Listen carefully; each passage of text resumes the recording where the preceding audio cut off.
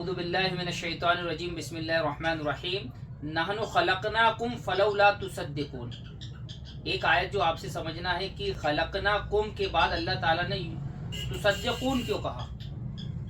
دوسری جگہ تصدیق کا معنی نہیں لایا، یہاں پر کیوں لایا؟ ایک سوال یہ۔ دوسرا افرائیتم ما تمنون، اس میں سبب اور مسبب کی بحث، یہ چیز سمجھنا شیخ۔ انتم تخلقونہ ام نحن الخالقون، اب یہاں پر شیخ جو مجھے سمجھنا ہے، خلقناکم اور تخلقونہ میں ایک عقیدے کی بہت اہم اصطلاح ہے، بہت اہم ضروری، جسے قدر مشترک کہتے ہیں، وہ بحث اس میں یہ چیز سمجھنا ہے۔ خلقناکم اور تخلقونہ، یہ تیسرے نمبر پہ۔ چوتھے نمبر پہ اس میں یہ ہے شیخ، نحنو قدرنا بینکم الموت وما نحن بمسبوقین، تو یہاں پر موت کے ساتھ اللہ نے تقدیر کو کیوں لایا ہے، یہ چوتھے نمبر پہ۔ اور یہاں پر بینکم کہا ہے، لکم کہتا اللہ، بینکم کیوں کہا، یہ چیز۔ اور دوسری بات یہ سے موت کے ساتھ جو تقدیر کا ذکر آیا ہے، جیسے سورہ اعلیٰ میں کیا ہے وہ، سبح اسم ربک الاعلی الذی خلق فسوی، جی، والذی قدر فہدی، تو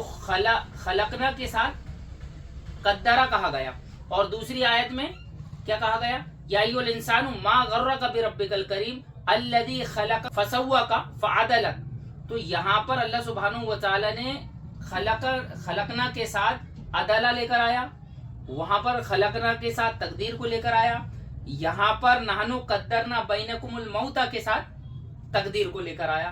یہ چیز۔ اور اس میں ایک شیخ عقیدے کی ایک دوسری اصطلاح ہے، جیسے پہلی اصطلاح قدر مشترک جو میں نے بتایا آپ کو، تخلقونہ خلقناکم میں، یہ ایک عقیدے کی اصطلاح ہے، اس کی بحث ہے اس میں۔ اور ایک عقیدے کی بحث ہے حلول الحوادث، یہ سوال، تو یہ آپ مجھے اس کو تھوڑا سمجھائیں اس تعلق سے اور میری رہنمائی فرمائیں۔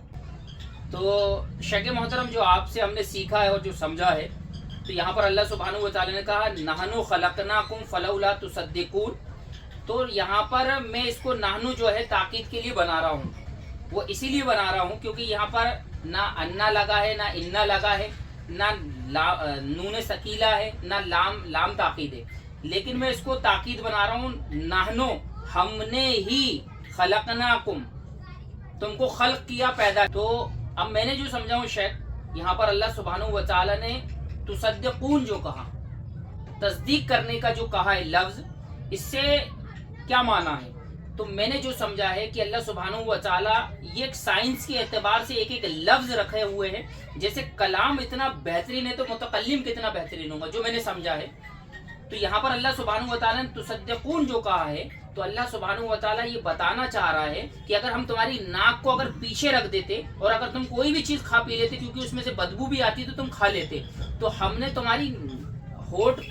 رکھا اور اس کے اوپر ناک کو رکھا، جب تم پیتے ہو تو ناک سونگھ لیتی ہے، اور ناک سونگھنے کے بعد آگ بھی اس میں دیکھ لیتی ہے۔ تو یہاں پر میں نے یہ اللہ سبحانہ و تعالیٰ کہہ رہا ہے کہ تم تصدیق کیوں نہیں کرتے،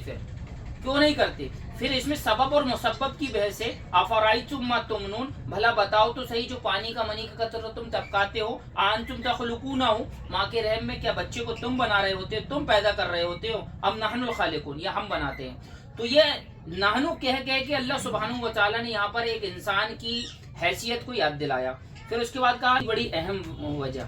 جو میں نے بتایا نا، اس میں نحنو قدرنا بینکم الموت وما نحن بمسبوقین، اس کا ایک آیت کریمہ مطلب ہے اینما تکونوا یدرککم الموت، جی۔ اب ایک آدمی جیسے یہ موت کے ساتھ تقدیر کو جو لایا، جو میں نے سمجھا ہے شیخ کہ موت کے ساتھ تقدیر کو کیوں لے کر آیا اللہ سبحانہ و تعالیٰ نے، جو میں نے سمجھا ہے وہ میں آپ کو بتا رہا ہوں، اگر غلط ہو تو اصلاح فرمائیں۔ کہ ایک آدمی کو ایک کمرے میں بند کر دیا جائے، پورے دروازے کھڑکی سب بند کر دی جائے، حتی الانقام کی وہ نکلنے کی کوئی گنجائش ہی نہ بچے اس کی، لیکن اس کے بعد اگر کوئی یہ کہے کہ اب اس کو اللہ روزی کیسے پہنچائے گا، تو میں نے اس آیت سے استدلال کیا کہ اللہ سبحانہ و تعالیٰ جس طرح موت کو اس کے پاس پہنچائے گا، اس طرح سے اس کے رزق کو پہنچائے گا، کیونکہ تقدیر میں لکھ دی گئی ہے وہ چیز، یہ چیز میں نے دیکھا. اگر کوئی سوال کرنے والا اس طرح سے سوال کرتا ہے تو یہ میں نے اس کو سمجھا ہے کہ موت کے ساتھ تقدیر کا ذکر اس لیے لایا گیا. اور تقدیر ہر چیز میں، جیسے اللہ سبحانہ و تعالیٰ نے جو لکھا نا کہ الذی خلقک فسواک فعدلک فی ای صورت ما شاء رکبک، تو یہ بھی اللہ سبحانہ و تعالیٰ اب یہ خلقک کے ساتھ عدل کو لے کر آیا کہ ہم نے پورے عدل اور انصاف سے انسان کو بنایا. جی ایک وہ ہے. تو بہرحال بہت ساری چیزیں ہیں جو آپ سے سمجھنا ہے.